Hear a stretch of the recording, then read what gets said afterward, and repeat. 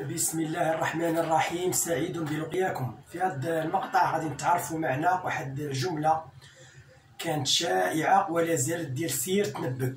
سير تنبك، وحنا باقيين صغار كنا كنسمعوها بكثرة. مثلا واحد الشخصان مثلا يناقشان مسألة ما أو موضوع أو أفكار، كيقول لي سير تنبك. كيقول لي سير تنبك ملي كيشوفو ناقص في المعرفة، ناقص في المعلومات، ناقص في الذكاء، كيقول لي سير تنبك.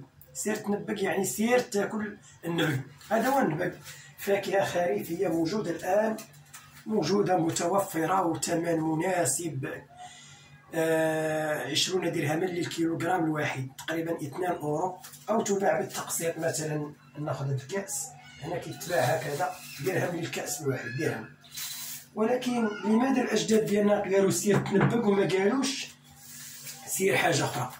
يعني كانوا أذكياء. الآن العلم اش كيقول بأن هذا النبك كيقوي المناعة وكيزيد الذكاء. منين عرفوا الأجداد ديالنا في القديم؟ الآن العلم كيصرح بها. يعني الأجداد ديالنا تراكم الخبرات. الأب ديالي كيعاود لي أنه واحد الوقت قال لي كانوا كيحفظوا القرآن ينوضوا مع الصباح، وكان قال لي واحد السيد يرعى الإبل، نقولوا حنا سراح، وقال لي هاز واحد اللوحه كبيره قد الباب كانت فيها الحزب كيحافظوا يوميا. اش كان كياكل هذا النبك وداك اللي كنقولوا ليه حب الدوم او حب الغاز، ثمار الدوم او حب الغاز، وديك الاعشاب البريه وكذا. وكانوا عندهم واحد الذاكره، وكان عندهم الحفظ الثاقب، يعني كيحافظوا جيدا. فمن الفوائد نذكر اولا الفوائد ديال هذا النبك.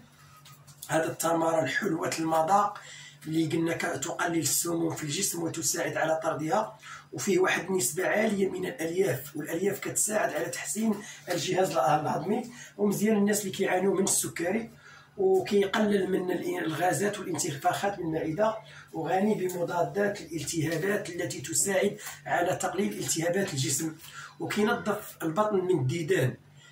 كما تكلمنا من قبل على هذيك بذور اليقطين ولا سيما القرعه الرطيه، هي كنا تكلمنا عليها وقلنا انها مفيده، ومن الفوائد ديالها تنظيف البطن من الديدان.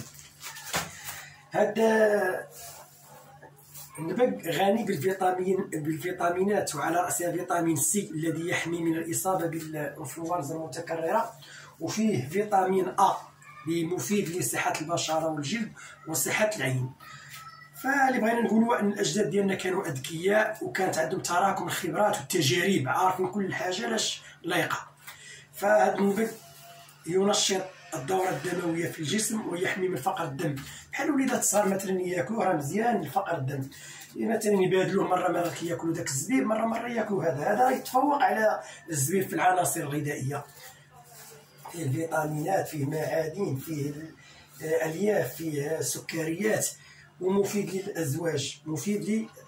غير هو يعمل على خفض الضغط، فلا يجب الإكثار منه، لا يجب الإفراط في تناوله. الناس اللي عندهم الضغط الدموي طايح منخفض ويزيدوا ياكلوا واحد الكمية كبيرة غادي يزيد يطيح.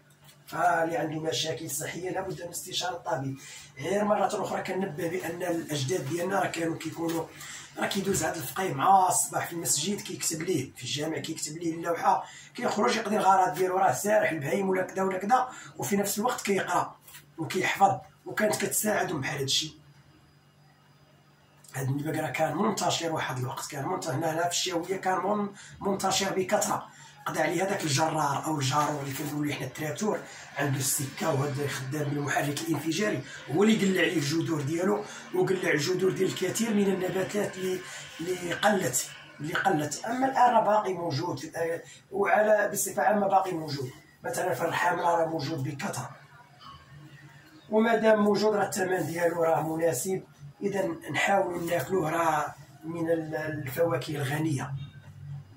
يعني كيظهر في هذه الفتره ديال الخريف ناكلوا منه حلو المذاق، لا سيما ملي كتنضج واحيانا تتساقط بفعل تمايل الحركه ديال الاغصان، كيطيح الارض، كيولي حلو المذاق وفيه فوائد كثيره جدا. هذا النبك لا هو ولا ديك الاوراق ديالو ايضا فيها فوائد كثيره. تكلمنا عليها في مقاطع سابقه. الناس اللي كيعانيو من الانفلونزا والسعال والامراض ديال الصدر، هذه الاوراق ديالو مبينة هنا في هذه الأوراق ديالو. الأوراق ديالو صغيرة صغيرة، وهاد الشجيرة الشوكية هذا نغسلو ونكب عليه الماء الساخن وننتظر ونشرب، مفيد جدا. هاد الأوراق لا تقل الأهمية عن التمرة. إذا هادشي علاش قال لي سير تنبق. سير تنبق يعني سير تاكل النبق، يعني باش يعطيك المناعة ويزيدك في الحفظ وتكون واحد الإنسان منتبه وعندك الذاكرة.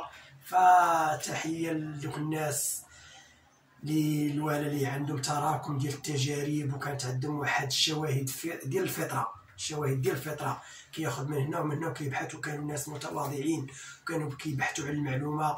وصلى الله وسلم وبارك على سيدنا محمد وآله وصحبه.